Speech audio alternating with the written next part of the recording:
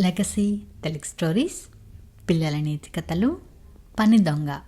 మంగాపురంలో నందయ్య, కాంతమ్మలకు రఘుపతి, జగపతి అనే ఇద్దరు కొడుకులు ఉండేవారు. ఒకరోజు నందయ్యకు ఒంట్లో బాగోలేక పొలం పనులకు తన కొడుకులిద్దరినీ పంపించాడు. జగపతి కష్టజీవి, రఘుపతి మాత్రం పని దొంగ. కానీ తండ్రి మాటకు ఎదురు చెప్పలేక అన్నతో పాటు పొలం పనికి వెళ్ళాడు. అన్న జగపతి రోజంతా ఎండలో కష్టపడి పనిచేస్తుంటే రఘుపతి పొలం గట్టున చల్లని నీడలో హాయిగా నిద్రపోయాడు.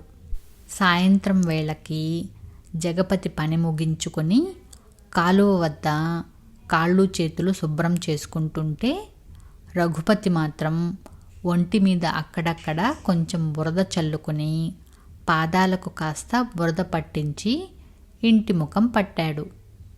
ఒంటిపై బురదతో వచ్చిన రఘుపతిని చూసిన తల్లి కాంతమ్మ అన్నని గూర్చి అడిగింది.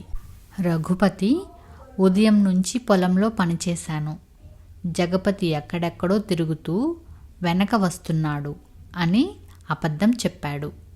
అతని కాళ్లకు ఒంటికి అంటిన బురదని చూసిన కాంతమ్మ అతని మాటలు నమ్మింది.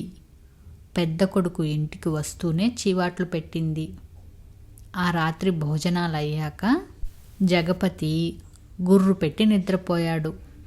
రఘుపతి మాత్రం నిద్ర పట్టకుండా అటూ ఇటూ దొర్లసాగాడు. అంతా గమనిస్తున్న నందయ్య రఘుపతితో, అన్న కష్టపడ్డాడు కాబట్టి హాయిగా నిద్రపోతున్నాడు. నువ్వు పని ఎగ్గొట్టి పగలంతా నిద్రపోయి ఉంటావు కాబట్టే ఇప్పుడు నిద్ర పట్టడం లేదు.